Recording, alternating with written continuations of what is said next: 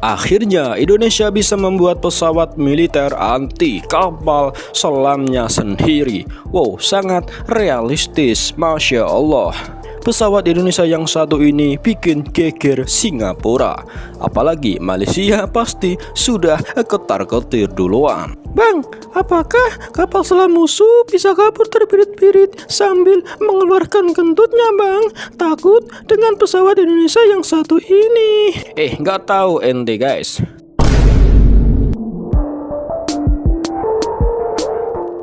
Cuma di Singapura dan Malaysia, tapi yang tegang sampai ke bawah laut. PT Dirgantara Indonesia baru aja pamer monster baru di Singapura Airshow 2026. Kenal ini CN235-220 anti kapal selam. Di tangan PT DI, CN235 bukanlah lagi sebagai pesawat pengangkut biasa, namun menjelma menjadi pesawat pemburu kapal selam yang merupakan varian tertinggi dalam varian pesawat CN235.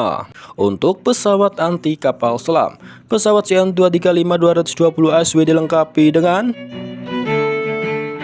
1. MAD, singkatan dari Magnetic Anomaly Detector, batang panjang yang menonjol di bagian ekor, fungsinya untuk mendeteksi gangguan medan magnet bumi disebabkan oleh lambung kapal selam berbahan logam di bawah air. 2. Sonobuoy Launcher, alat yang jatuhkan ke laut untuk memancarkan sonar dan mendengarkan posisi kapal selam lalu mengirimkan datanya kembali ke pesawat, guys. 3. Tactical Console atau Mission System. Di dalam kabin terdapat operator yang memantau layar radar dan sonar secara real time. 4. Torpedo. Ini adalah senjata pamungkas utama untuk menghancurkan kapal selam. Biasanya dipersenjatai dengan torpedo ringan seperti MK46 atau A244S yang biasanya dipasang pada bagian samping badan, adalah senjata utama untuk menghancurkan kapal selam yang berada di bawahnya juragan. Ia biasanya juga dilengkapi dengan radar source, biasanya menggunakan radar 360 derajat di bawah perut pesawat, berbentuk radom bulat yang biasanya mendeteksi objek kecil seperti periskop kapal selam di permukaan laut dari jarak jauh.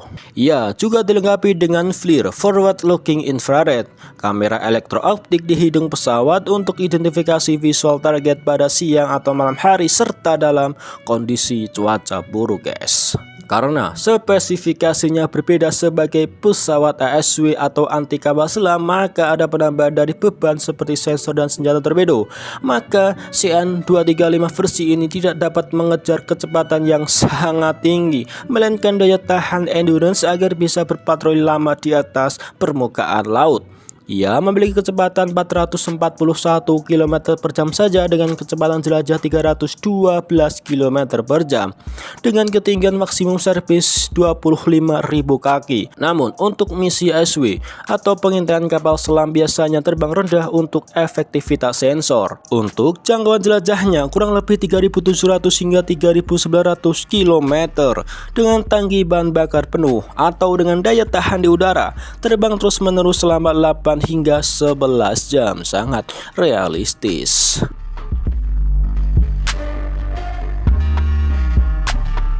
Ini bukanlah pesawat mudik biasa, ini isinya sensor canggih MIMS hasil kolaborasi bareng Junani, guys.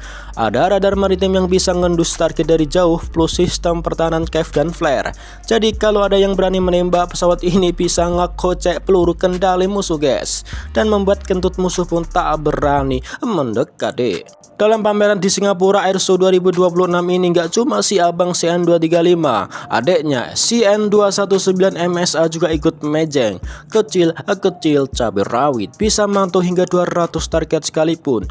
Cocok banget buat jagain laut kita dari pencuri ikan atau nyari yang hilang di tengah lautan. Saat ini PT DI lagi targeting kontrak besar buat makin mendunia. Dukung terus karya anak bangsa. Menurut kalian, negara mana lagi yang bakal borong pesawat kita? Komen di bawah dan jangan lupa follow dan subscribe buat info militer paling gacor lainnya. Terima kasih.